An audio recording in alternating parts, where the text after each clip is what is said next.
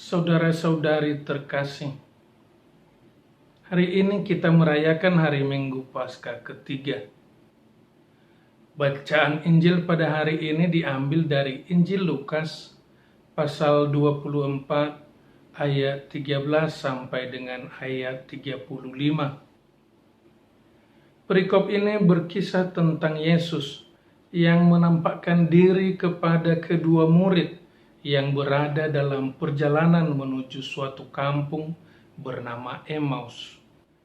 Dikisahkan bahwa ketika kedua murid itu sedang bercakap-cakap, Yesus datang mendekati mereka, lalu berjalan bersama mereka.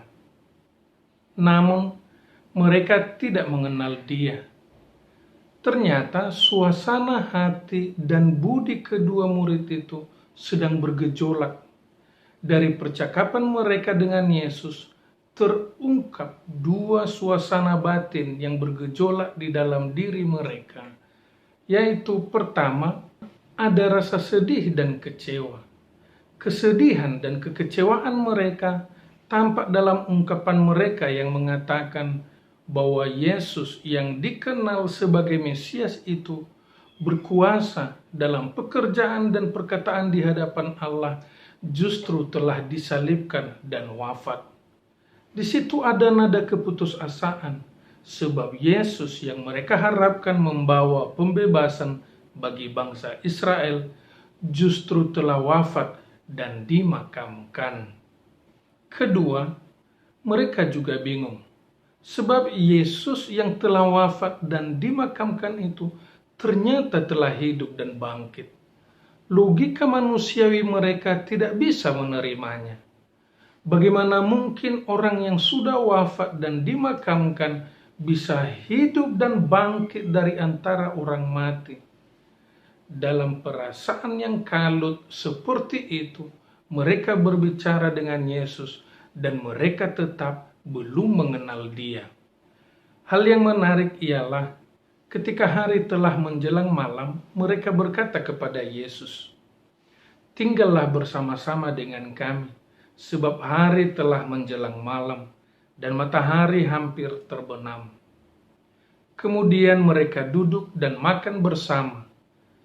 Pada saat itu Yesus mengulangi apa yang telah Dia lakukan pada saat perjamuan kudus, yaitu Dia mengambil roti, mengucap berkat, lalu memecah-mecahkannya dan memberikannya kepada mereka. Pada saat itu terbukalah mata kedua murid dan akhirnya mengenal Dia. Dari kisah tersebut kita sampai pada permenungan, yakni pertama, dalam kekalutan pikiran, rasa kecewa, sedih, dan bingung, kerap kali kita tidak bisa merasakan kehadiran Tuhan. Tuhan seakan jauh dari kita, padahal Dia ada bersama kita. Dia berjalan dan bahkan berbicara dengan kita. Kedua, seperti kedua murid yang mengajak Yesus untuk tinggal bersama mereka, demikian juga kiranya kita hendaknya selalu mengajak Tuhan untuk tinggal bersama kita dengan berkata, "Ya Tuhan, tinggallah bersama-sama dengan kami."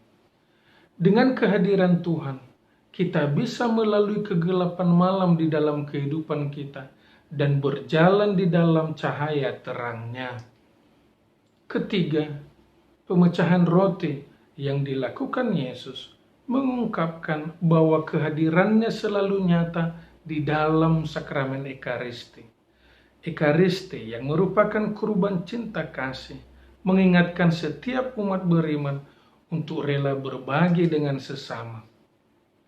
Pada masa-masa sulit yang sedang kita alami sekarang ini, terutama dalam menghadapi pandemi COVID-19 ini, banyak saudara-saudari kita yang berada dalam kesulitan hidup.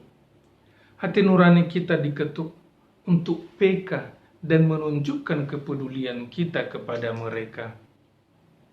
Keempat, kedua murid akhirnya bisa mengenal kehadiran Yesus ketika mereka duduk bersama dalam jamuan makan malam.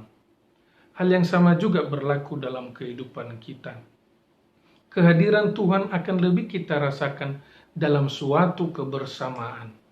Duduk bersama sebagai satu keluarga, sebagai saudara seiman, sebagai saudara sebangsa dan setanah air. Karena itu, kehidupan bersama itu perlu ditanamkan, dipelihara, dikembangkan di dalam keluarga dan di dalam kehidupan sosial kemasyarakatan. Kita mulai dari hal-hal kecil, yakni dengan memberikan waktu untuk suatu kebersamaan. Semoga melalui permenungan kita pada hari ini, kita senantiasa memupuk kebersamaan, memupuk persatuan, kepekaan, dan kepedulian satu sama lain, sehingga kita semakin menyadari bahwa Tuhan senantiasa hadir bersama kita. Amin.